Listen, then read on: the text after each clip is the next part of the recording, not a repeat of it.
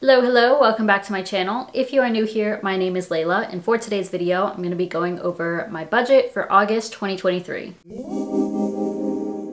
Whenever we get to August, I'm like, all right, it's like the end of the year, you know? Things have been really great for me financially. I'm so grateful to say that and experience that. August is also looking pretty strong, but I don't know what to expect as a whole, so we shall see.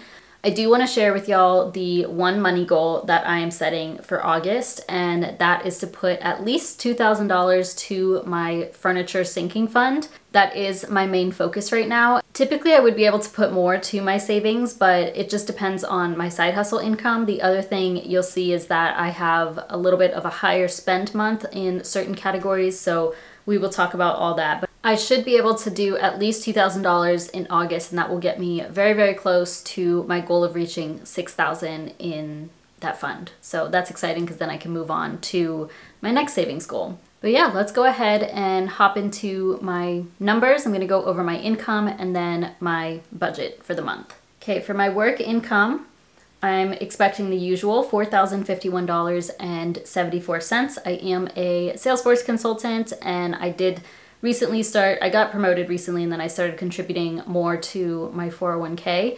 So this is about where I've been at for the last couple of months. I do always like to plug Talent Stacker here because that is how I transitioned into a Salesforce career. So y'all can go to talentstacker.com/Layla if you're interested in transitioning careers. No matter where you're coming from, you can definitely pursue this. And there's so many people who have joined the Talent Stacker program and have been able to switch careers, myself being one of those. That link will take you to their free 5-day challenge, and you can see if it's something you even want to look into and pursue. That is my net income from my full-time job, by the way.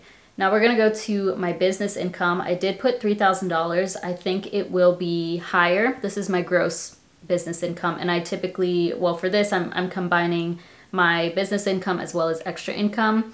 I think it will be over 3,000, but I always like to be on the safer side, so I'd rather put into my budget a little bit less so that I can budget with those numbers instead of projecting higher. So yeah, even if it is 3,000, I'm still very happy with that because it does allow me to work with a pretty decent amount, so about $7,000 for the month. Like I said, I'm also including extra income in that number, so I didn't put anything here, but I'm planning to pull some money from my sinking funds, about $985. I think it'll be a little bit less, but I will talk about where these come into play as I go through my budget. Okay, so for my budget, I do have some colors here. This top blue section, these are all of my sinking funds. First up are for my taxes, and this is just money that I set aside from my business so that I can pay my quarterly estimated taxes. I'm budgeting $600 for the month. Furniture/home sinking fund, so this is my top savings priority right now, and like I said, my goal is $2,000, so that's what I'm budgeting. Gift sinking fund, I do $75 per month. Car/car maintenance sinking fund, $100 per month. Car insurance sinking fund is also $100, and then finally my beauty sinking fund is $75 per month. This pinkish cell is for investing, and that's my brokerage account, so no matter what, I want to do at least $100. Any direct support that I receive from this channel, like through Venmo or Buy Me a Coffee, does go to my brokerage. But even if I don't get any direct support in the month, I want to do at least $100 to my brokerage account just from my cash. Next is donate. I am budgeting $100. Purple section is for housing. So first would be house/utilities, and I'm expecting about $1,127.60 for August. I'll probably round that up to $1,128. We actually always get our water bill quite a bit later. We either get it like late in the month or early in the following month, like when it's actually due, so I don't always have the exact amount that it's supposed to be, so that's kind of a guess there. But yeah, I just adjust this as needed, and lately it's been that the water bill has been higher than I've been budgeting for, but that's no big deal. No matter what, it's gonna be around this amount. The next is just for household in general, so this is cleaning supplies, detergent, that sort of thing. $100 I'm budgeting there. I have been going over budget in this category since moving into the house, but that's just because there's been things that have popped up that are like, oh, that would be like, I should have that type of thing. So I'm gonna keep that at 100. If I go over, it's not a big deal. Orange section is for food. So first up is groceries. I'm budgeting 400 per usual. And then food out, and I increased that to 150. That's the same that I budgeted for July, but also gonna do that in August because we are going to Costa Rica this month, and I think we'll be going out to eat more. So I'm just gonna go ahead and budget 150 for the trip. Gas for my car, I'm budgeting 100, so not only for my car here, I probably will only have to get gas once or twice in the month, so that should be like $50, $60. But then when we're traveling, we're definitely gonna have to get gas, and so I figured would fit that into here. Next is health and beauty. So this one is high. I'm budgeting $1,200, and this is because I'm getting my second round of MiraDry done in August, early August. I got my first round back in April, and it worked a little bit, but I expected to have to do a second round. And this is a sweat treatment, by the way. I have hyperhidrosis of my underarms, and it's a treatment that I've been wanting for years and years. So no regrets for the first round.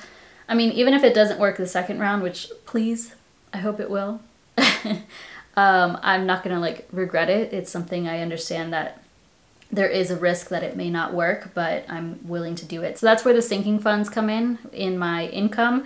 I'm gonna be pulling about $400 from my beauty sinking fund, just depleting it all basically. The procedure itself does cost $950 for the second round, by the way.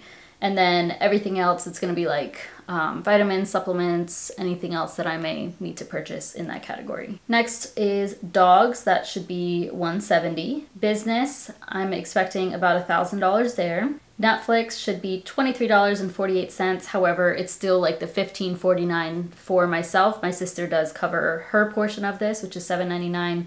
And I don't know, I may adjust this eventually, but I just subtract that amount from what I give her for the dogs. Gym, $39.99. Travel, that's gonna be $585.60 for the second half of the Airbnb. So I did choose to pay half of it when we booked it and then pay half later on. So I will actually be using credit card points to cover this completely. So the whole Airbnb, which is over $1,000, is basically free, which is very exciting. So that's where the sinking fund comes in as well. I know typically I'm gonna adjust that when it actually happens. That's gonna be counted as extra income instead of a sinking fund, but that is actually credit card cashback, credit card points. That's going to completely cover that. At least it should cover the bulk of it. So it is not from a sinking fund, it is from credit cards, but just put it under that so I could separate it. But yeah, I'm so excited that I'm able to completely cover the Airbnb. It's pretty cool. I've never been able to do that. I've been able to cover some travel purchases and, you know, a few hundred at that, but never a full Airbnb. Next is parking. Now, when I go and get my MiraDry treatment, it's in like a fancier building that has parking, so I'll have to pay for parking, and I think that's it. There might be something else, but I think that's it. So I'm budgeting $10 for that. And then the final thing here is 5K. So I am running in a 5K in September. I haven't registered for it yet, but I didn't budget for it in July, so I'm gonna pay for that in August, and that's gonna be $35. I actually have a lot more to talk. I'm gonna talk about this in my July finance update video, but something related to that 5K is happening, and it's very, very exciting. So I'm excited to share with y'all in that update video, but I'll save it for that. So yeah, that's everything that I'm expecting to spend on in August. Altogether, I would be spending about $8,000.